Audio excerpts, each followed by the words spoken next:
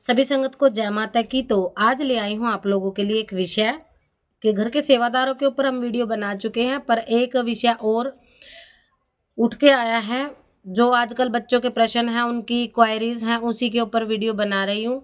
एक सीरीज हमने शुरू की है कि जो भी आपके परेशानियां हैं उसके आप सवाल पूछिए, हम आपको वीडियो बना करके देंगे ताकि उचित आपका मार्गदर्शन हो सके।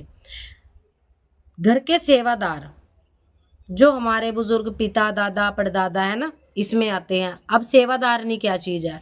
सेवादारनी देखे कई घरों में क्या होता है कि दादियां होती हैं जो पूजा पाठ भक्ति करके चली गई होती हैं, जिन्होंने कभी गद्दी लगाई थी। अब प्रश्न ये आ रहा है कि हमारी दादी जो थी उसने कभी भी चौकी नहीं लगाई, प्रॉपर गद्दी नहीं लगाती थी वो, परंतु लोगों को वो जल अभिमंत्रित करके दे देती थी, भभूत दे देती थी, कोई प्रसाद कोई फल अगर डाल देती थी तो सामने वाले का कार्य हो जाता था। और उन्होंने कोई खास भक्ति भी नहीं करी। भक्ति के नाम पे वो क्या करती थी, खाली ओम नमः शिवाय का जाप करती थी, भगवान शंकर की पूजा करती थी, अपने घर के देवी पितरों की सेवा करती थी। तो देखिए, भक्ति का और चौकी का मतलब ये नहीं है कि आप माता रानी के भगत हो, आपके शीश माता आएगी तभी आप भगत बन सकते हो। मंत्रों के द्वारा, भक्ति के द्वारा, ईश्वर की कृपा के द्वारा हम किसी का भी जन कल्याण कर सकते हैं, इसमें कोई दो राय नहीं है।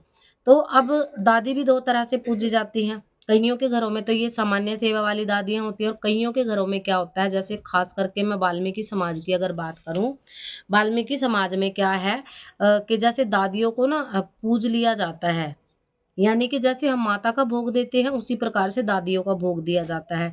तो ये दादियाँ क्या परेशानियां देती हैं अगर इनको ना पूजा जाए, अगर इनकी समय पर सेवा पूजा ना करी जाए।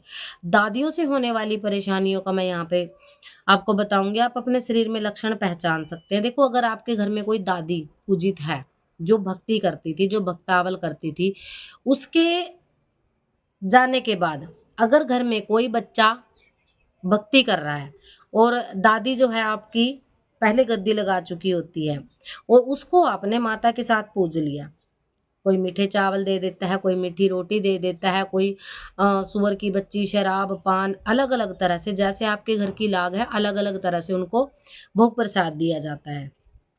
तो इन चीजों में हम लोग जो है अपनी दादियों को पूजते हैं। दादियों को पूजने के बाद जैसे हमारे ऊपर माता कृपा करती है वैसे ही दादी कृपा करती है। अगर हम किसी बड़ी शक्ति की शरण में है, जैसे माँ काली की शरण में है, माता पात्री वाली की शरण में है, माता चुगान वाली की शरण में है, अगर हम इनकी शरण में जाते हैं और दादियों को पूज लेते हैं तो हमारी दादियाँ परदादियाँ जो है हमारे ऊपर देवी की तरह कृपा करती हैं।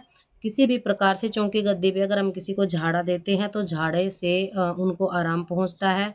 और अगर हम किसी के कार्य के लिए जैसे झोली भर दे हैं, संतान उत्पत्ति है, किसी को रोग है, दोष है, हर प्रकार से दादियाँ जो हैं माता की तरह, अब हमारी एक शक्ति की तरह वो चलती हैं। परंतु अगर ये रुष्ट हो जाए तो घर में देखो बहुत लोगों का प्रश्न आता है कि अन्न धन में बरकत नहीं है, हम कितना भी कमा ले हमारे घर में बरकत नहीं आती है, हम कितना भी काम कर ले हमें जो है कार्य में हमारे बरकत नहीं है, अच्छे से हम कार्य नहीं कर पाते हैं, हमारे बच्चों में दिक्कत आ रही है, हमारे बच्चे क्रोधित हो रहे हैं, हमारे बच्चों में अच्छे से जैसे पढ़ाई में मन उनका नहीं लगता है, हमारी बात नहीं मानते हैं, नशे पत्ते की तरफ जा रहे हैं, शरीर में दर्द रहता है। रात्रि के समय खास करके जैसे 2 से 3 बजे के बीच अक्सर आपको प्यास लग जाती है, अक्सर आपको बहुत अधिक भूख लगती है और घर वालों के साथ आपकी नहीं बनती है। तो ये बहुत सारी समस्याएं जो है शरीर में आती हैं दादियों की वजह से। तो आप लोग इसका क्या निवारण कर सकते हैं, किस प्रकार से? देखिए, हर घर में इनकी एक मैं बताऊं लाग होती है। लाग जैसे कि आप समझ सकते हो, कई घरों में जैसे माता को तामसिक रूप से आप पूजते हो, बच्ची वगैरह देते हो, तो इनको भी सेम आपको भोग देना होता है, उसी भोग में से आप इनको भी मनाएंगे।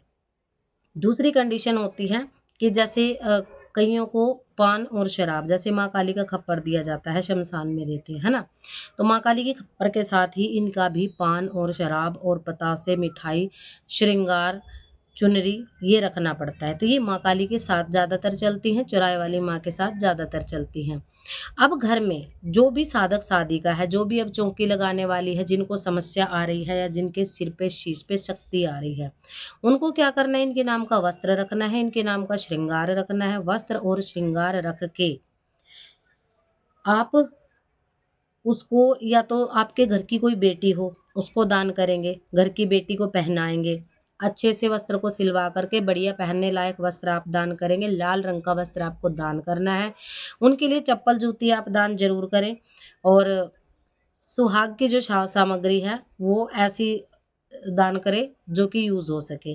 इन केस अगर आपके घर में कोई बहन बेटी नहीं है, तो जो भी गद्दी चौकी लगाता है, जिसके अंदर भी उसकी देखो इनकी सवारी पेशियां भी आती हैं, है ना, ये परेशानियां भी देती हैं।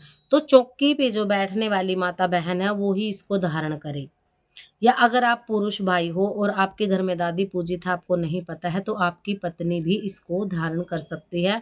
क्योंकि ये हवा है, वायु तत्व है, जब तक इनके नाम का कोई भोग प्रसाद किसी के शरीर पर नहीं जाता, शरीर के अंदर एंटर होकर ही ये शांत होती हैं, शरीर के अंदर एंटर होकर ही इनको ये चीज़ मिलती है।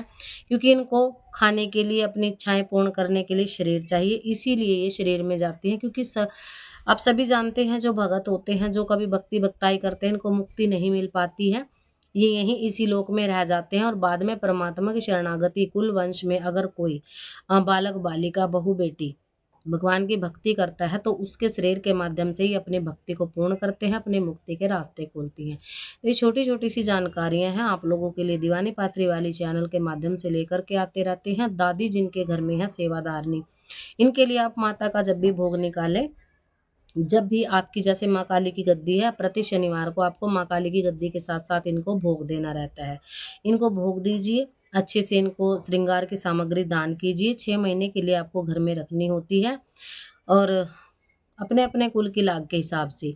ये चीज़ जो है बहुत ज़्यादा परेशानियों का कारण बनती है। ऐसे 4 से 5 केस हम सुलझा चुके हैं, परंतु ये इतना आसान नहीं होता कि आप सामग्री रख देंगे, सुहाग की सामग्री आपने रख दी, वस्त्र आदि आपने रख दिया तो वो शांत हो गई। नहीं, ये इतना आसान नहीं होता है।